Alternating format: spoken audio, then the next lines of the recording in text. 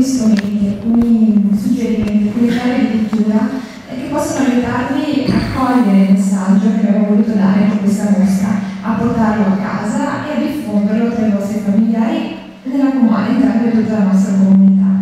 Io devo dire che in questo periodo ho visitato altre esposizioni di presepi sul territorio, però sarà perché sono di Codogné, non lo so, però questa mi parla molto, è molto forte secondo me questa mostra rispetto alle altre che troviamo, e magari provate anche voi a fare questo confronto, poi a gennaio magari ci risentiamo e mi dite se ho ragione o se ho preso una vaglio, però personalmente questa mostra mi parla al cuore, è proprio una comunione di intenti, come si diceva prima. Come è nata questa idea? È nata quest'estate.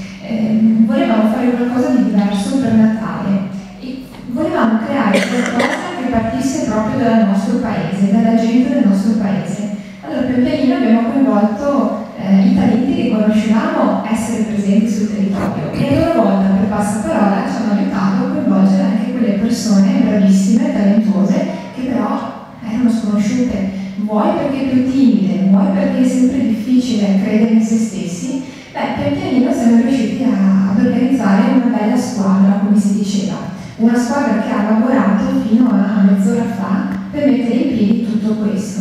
Sono opere per la maggior parte inedite, altre è vero che sono magari state eseguite negli anni precedenti, però recuperate, risistemate proprio perché volevano inserirsi all'interno di questo tema e ci stanno inserite all'interno di questo tema.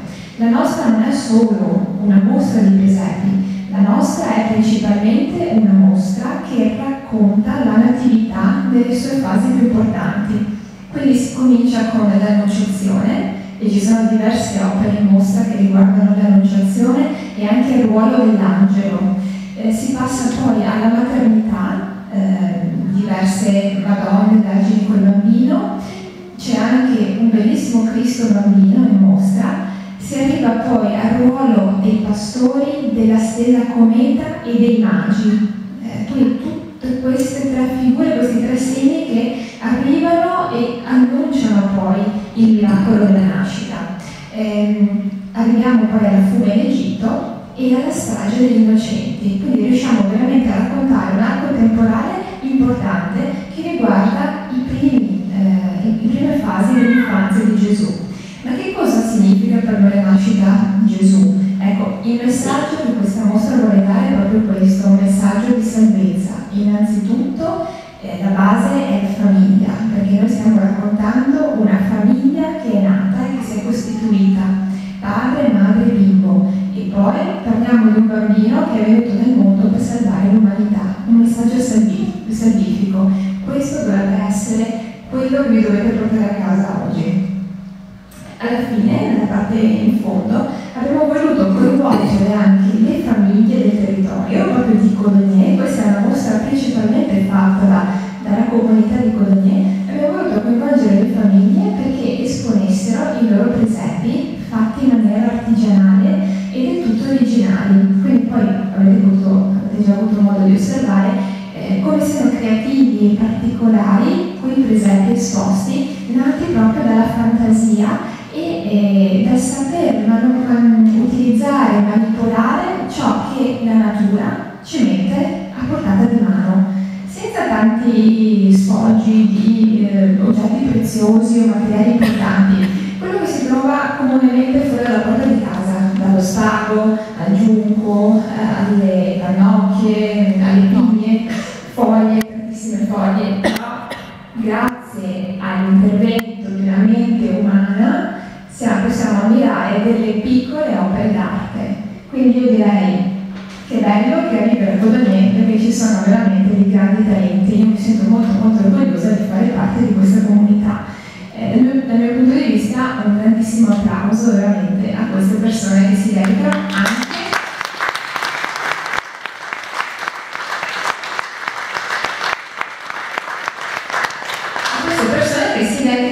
proprio nella semplicità della propria vita quotidiana. Voglio adesso nominare gli artisti che abbiamo qui esposti e senza fare una violenza, se vi alzate così vi mi stanno guardando male. Allora, con calma. Cominciamo con Stefania Biasi.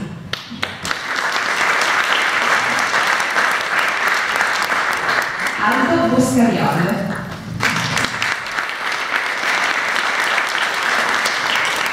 Erika Dario.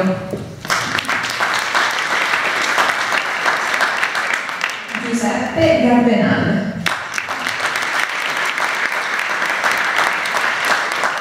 Luciana De Lorenzi.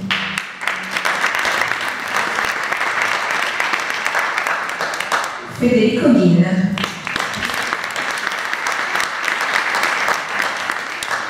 Poi noi qui abbiamo Domenico Grando, che è il papà di Adelfio, il nostro mitico barbiere, quindi io farei un applauso alla memoria di Domenico Grando.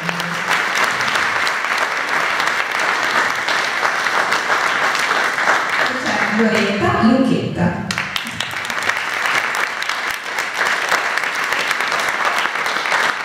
Poi abbiamo Sonia Maccari. E Nadia Oliana.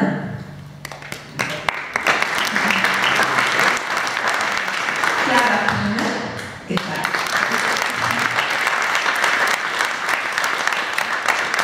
Poi abbiamo Carmen Rusalén.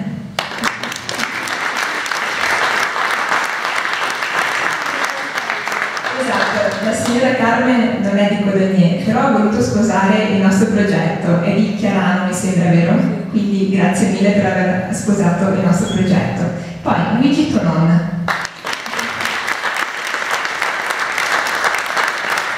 E Dora Zuccolotto.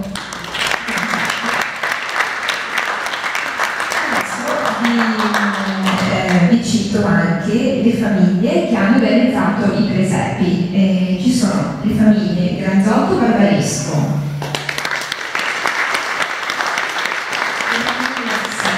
la famiglia Sesso, la famiglia Maccan. Poi abbiamo un presepe che è un lavoro di squadra, anche questo, realizzato da Fiorenza Zuccolotto, Laura Naibo, Antonella Muriola e Anna Rita Pitt.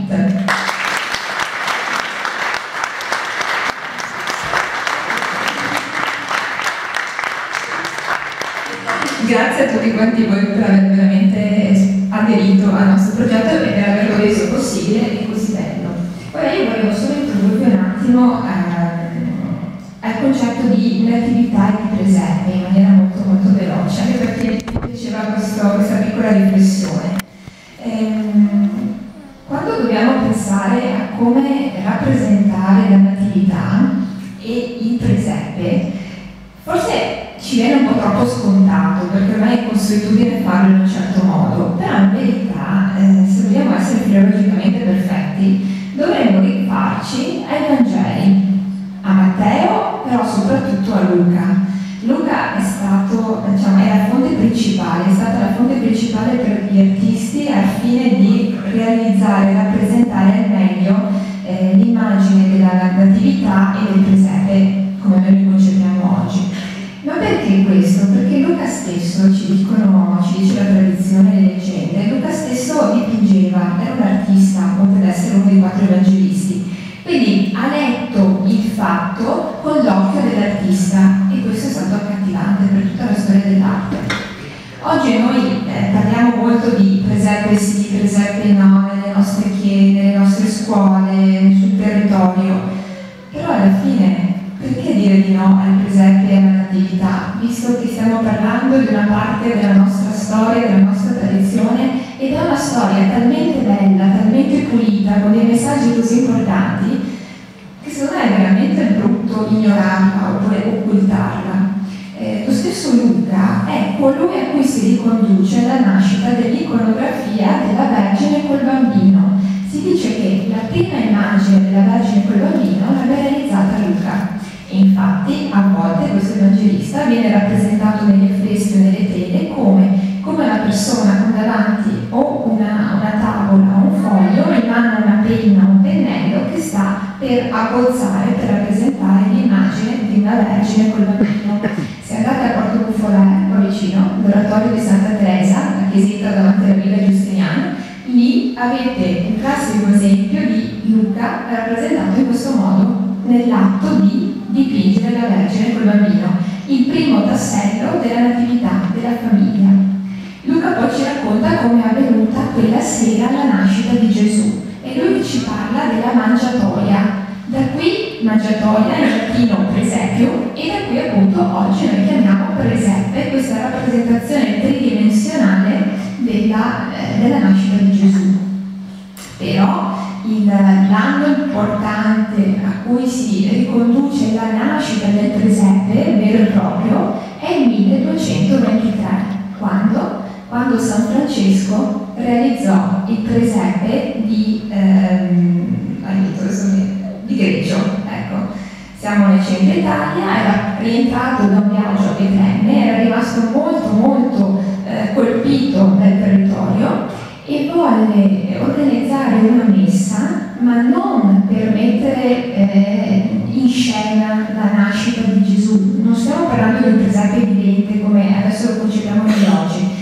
Volle in qualche modo evocare l'atmosfera della nascita di Gesù nell'ambito di una messa, nell'ambito proprio di una rivocazione religiosa. E allora cosa fece? Chiamò a sé in aiuto la comunità di Greggio, che doveva svolgere un po' il ruolo della comunità dei pastori, dei re magi, delle persone che si sono avvicinate alla nascita, alla natività, che si sono fatte spettatori di questo momento importante. Non a caso non ha chiesto a due persone di rappresentare Maria e Giuseppe, ma ha chiamato solo la comunità per essere spettatrice di questa evocazione. La leggenda poi ci dice che nel momento in cui questa cerimonia, questa messa si stava svolgendo, all'interno della mangiatoia che era stata proprio collocata per ambientare, per rievocare questo fatto, si materializzò un bambino vero. Quindi nuovamente si era riproposto il miracolo della nascita. Questo è il momento in cui nasce l'idea del presepe. Da qui poi si diffonderà in tutta Italia, si diffonderà in Europa e nel mondo. Ma perché si diffonde nel mondo? Si diffonde nel mondo soprattutto grazie a tutti quei migranti che quando si trovano in situazioni di difficoltà prendono la loro valigia di cartone e partono per altri luoghi, anche con la consapevolezza di finire in territorio con culture diverse, si portano via con sé nel loro cuore un pezzetto della loro identità cristiana, e questo pezzetto per loro è appunto il presepe. Grazie a loro il presepe si diffonde in tutto il mondo, assumendo ovviamente innumerevoli modalità, innumerevoli influenze. Ci sono anche presepi che poi mutuano le culturali, stilistiche del territorio sul cui vengono collocati, però sta di fatto che mai questo segno sia stato più virale come il presepe.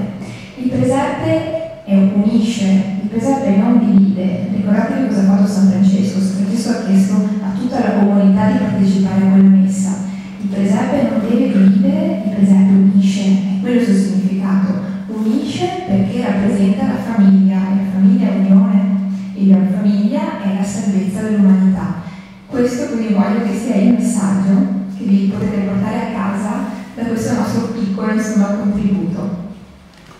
E prima di concludere, i nostri talenti in mostra hanno condiviso anche loro un'osservazione, un pensiero che riguarda i sassi.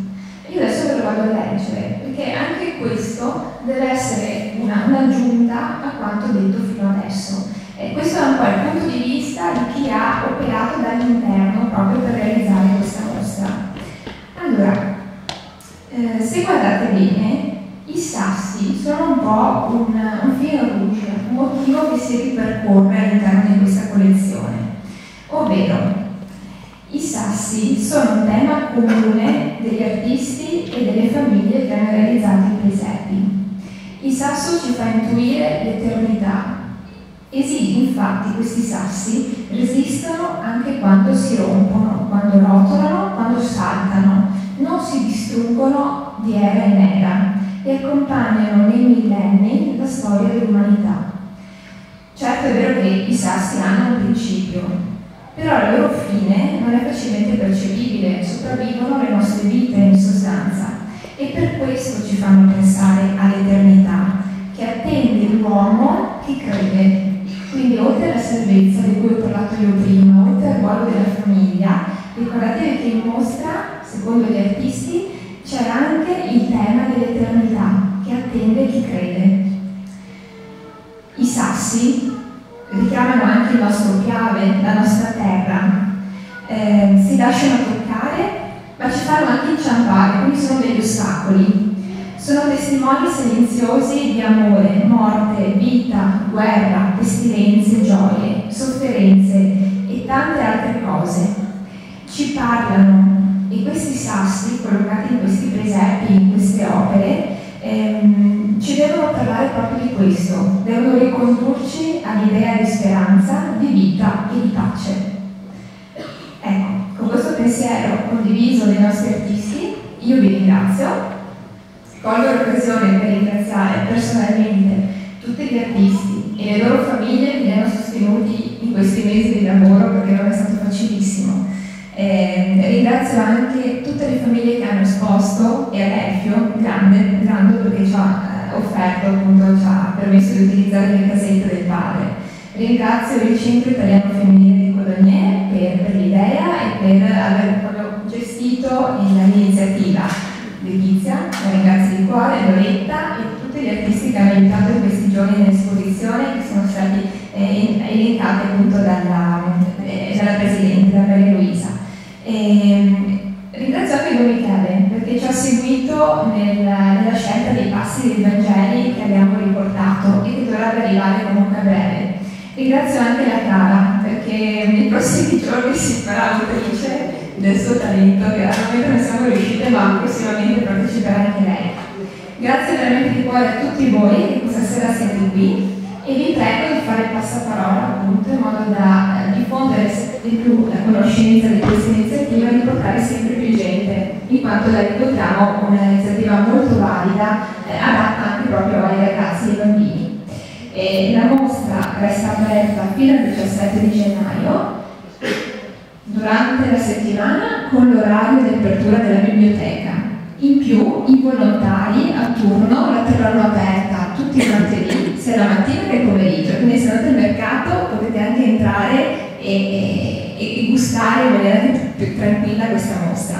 9, 12, 15, 30, 18. È aperta tutti i sabato e tutte le domeniche fino appunto al 17 di gennaio. Durante le festività ci sono delle aperture straordinarie, insomma questo è scontato, quindi grazie a tutti.